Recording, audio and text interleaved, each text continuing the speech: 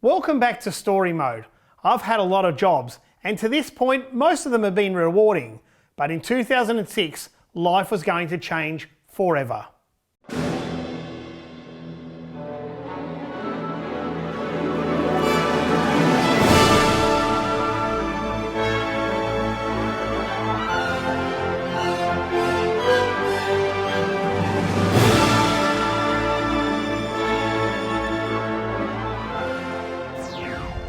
Welcome to 2006.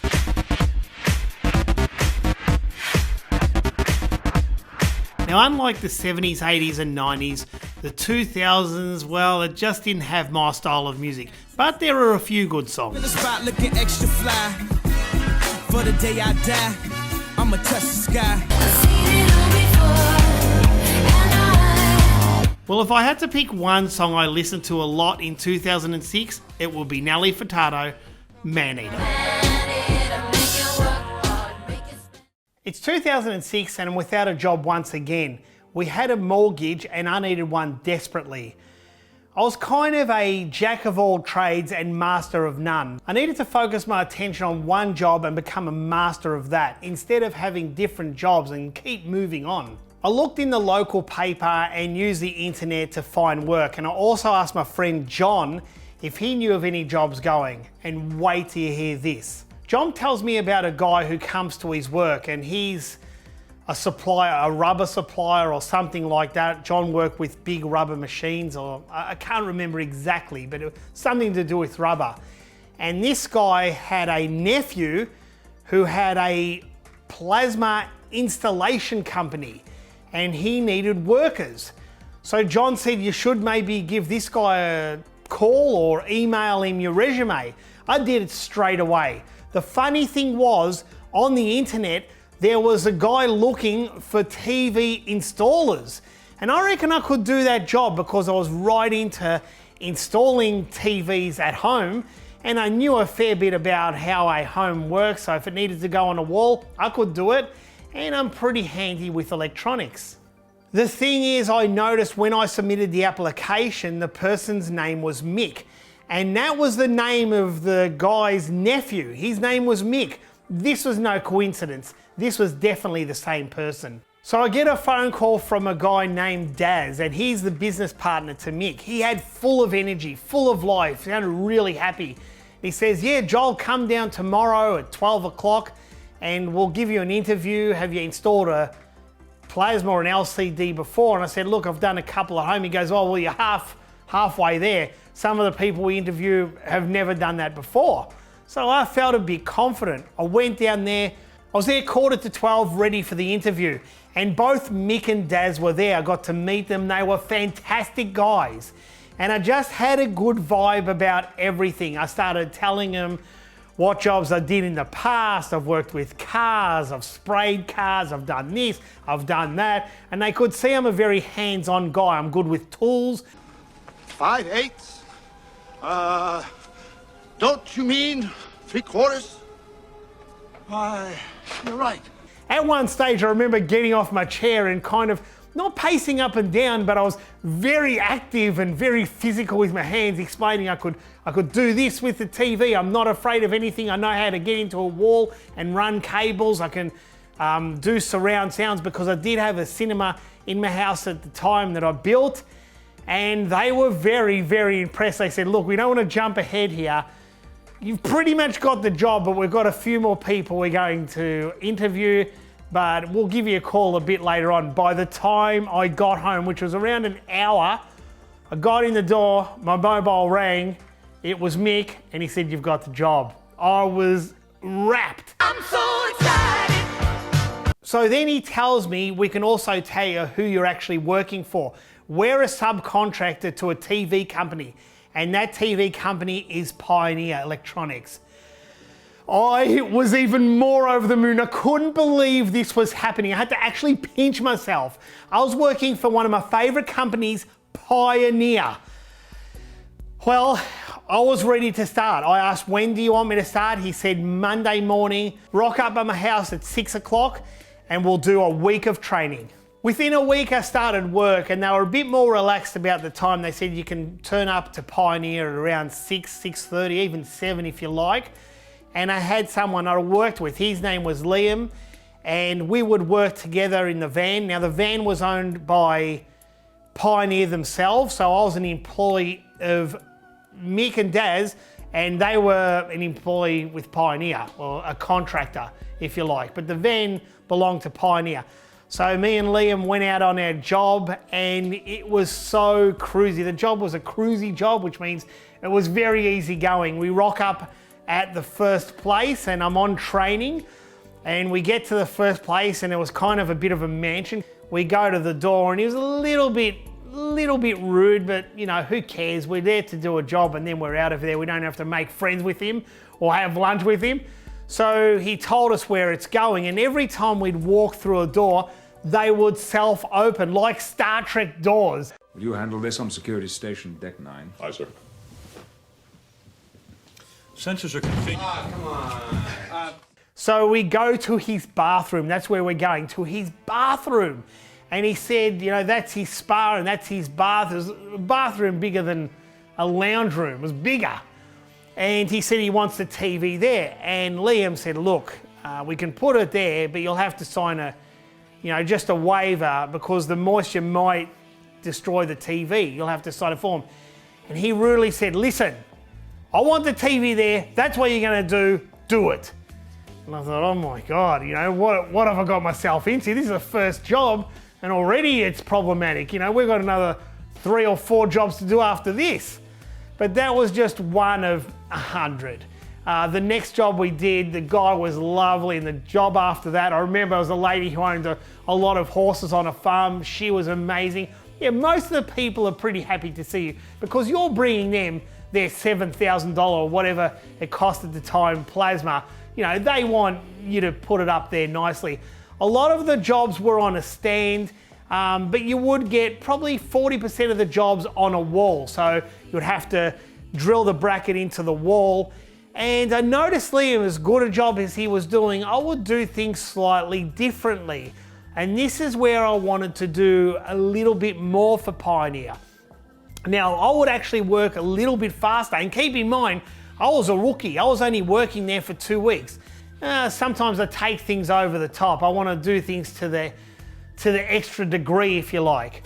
And I went to Mick and Daz and said, look, is there some way I could actually be a subcontractor? And they said, yes, you can. In fact, one of our teams, Sean, he's a subcontractor. And if you want, we're happy to give you a subcontract. And you would have to supply your own van and your own employee, which that could be hard. I didn't know anyone who wants to do this job. I mean, look, it's a great job. Why wouldn't you want to do it? You'd start at 6 in the morning and sometimes you could finish at 2 in the afternoon. It's easy. You just install someone's plasma, show them how to work it. How easy is that? You call that easy? So before I bought my own van, Mick and Daz wanted to go out with me, actually go out in the wild for 1 week each. So the first week I went with Daz. And Daz, all he does all day, he laughs. He has a giggle on him. He's the most loveliest guy. All these guys are now my friends, really good friends. And we went out and we'd have certain jobs, and Daz the only remark he gave me is, you're too fussy. Don't worry about that. You're going too above and beyond of things customers won't notice. And when I was giving the demos, I'd go into the menu. He said, you're going too in depth and maybe they might not pick up on the basic things. So I toned that down a bit. You know, I'm a tech head, so that's just how I normally do things. Then the next week it was with Mick, and Mick, we're so alike, it's not funny. And Mick's a very fussy guy, and I noticed Mick was slightly fussier than Daz. So Mick actually liked my fussiness, but again, I toned down the demo I was giving. You know, our demo would probably go for about 10 minutes just to explain the TV and how to use the channels. Keep in mind, HD TV was new at the time, so you'd have 2 different stations for those particular channels. So channel 7 would have 7, and the high definition 7 was called 7.0. And they had this demo loop on. Channel 7 had a demo loop, and because it looked so amazing, you'd want to show the customer this demo loop because it was in high definition. And I tell you what, the customers loved it, but it'd drive me nuts because everyone's house, it's the same loop. The loop only went for something like 6, 7, 8 minutes, and you just hear the same thing. I know it off by heart. I remember this part in the demo where the woman, she's from a show called Better Homes and Gardens. She's in this Merc on the German Autobahn. She says, I'm doing 140 Ks an hour. These guys are caning. Caning in Australia means going fast. I'm doing 140 Ks an hour. These guys are caning. So both Mick and Daz loved me. They said you absolutely fit in and you will blitz it the more you get used to it. Go out, buy a van. So Mandy and I went van shopping that weekend. We bought a Mercedes Vito. And you know me, above and beyond, I put a big Pioneer sticker on the front. I went to Pioneer head office and asked them if I could have a sticker. They said yes, I'll put it on the front of the van. And Panasonic, the rival company, well, one of the reps had plasma number plates. And I knew this guy and I bought the number plates off him for a very cheap price. And yes, I had plasma on my van. I mean, how cool is that? So Mick and Daz sat me down and explained the contract. And this is the part that blew me away. And believe me, it's crazy. For a TV that just goes on a stand, so you go into the customer's house, you set up the stand, then you both put the TV on the stand, was $320. That's correct. I would get paid $320 from Pioneer for putting a TV on a stand. That's one customer. If the TV went on a wall, just the wall, so it's a bracket, I don't have to supply anything, it's all supplied in the box. The customer gets to pick, it's either a stand or a TV wall mount bracket.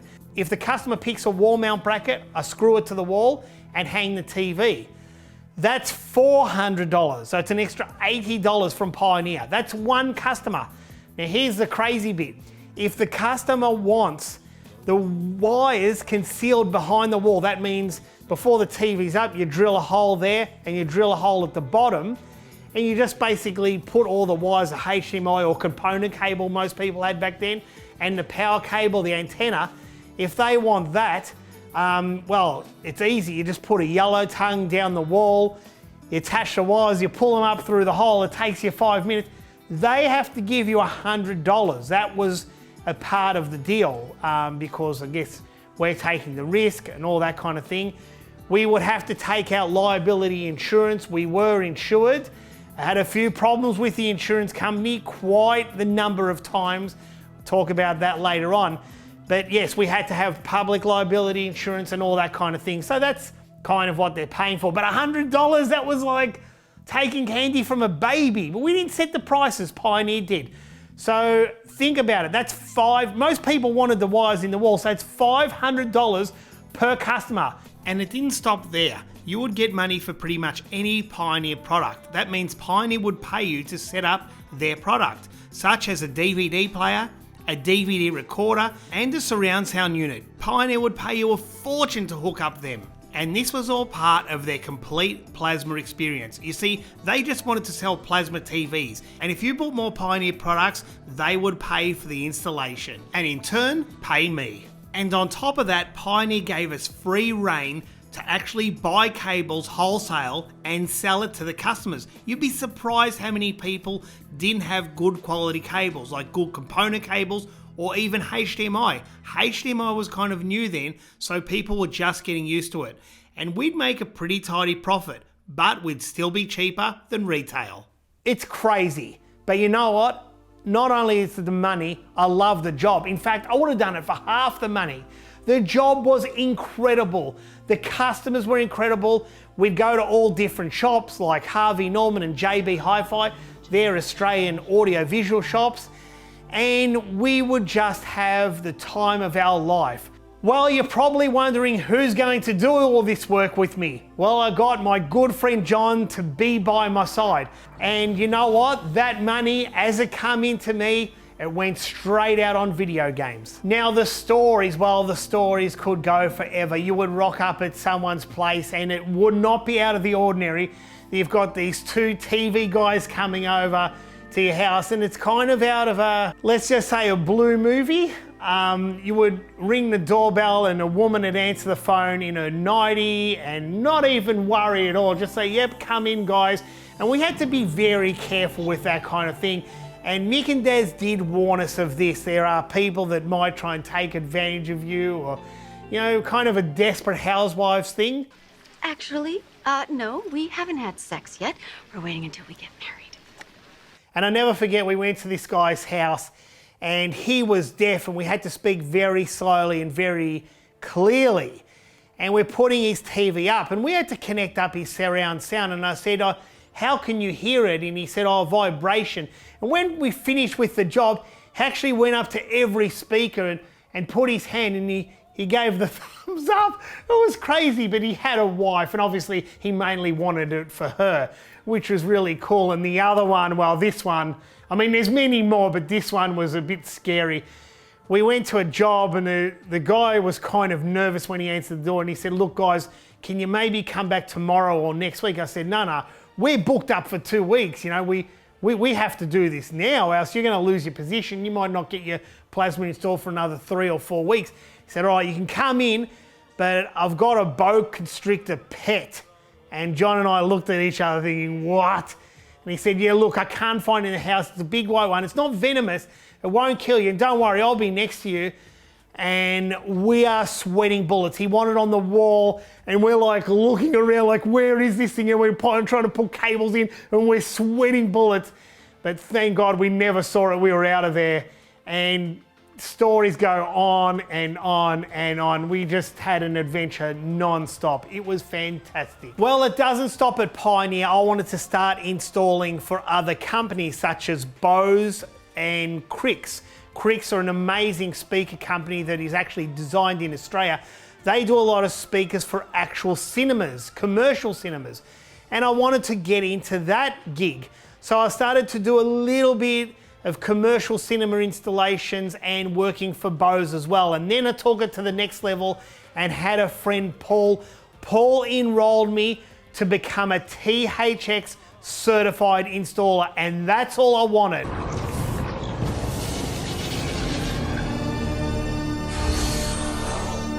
I got a certificate, then I could officially install THX sound equipment and picture, projectors, anything. And this is when things really took off. I would be installing for celebrities, cinemas, and surround sounds and the whole works. But the problem was there was just one of me and one of John. And I had to put Pioneer first because that's where the money was. Yep, I had it all, and I knew with this job I could start buying back my video game collection. Nothing was going to stop me this time because now I've finally become a master of my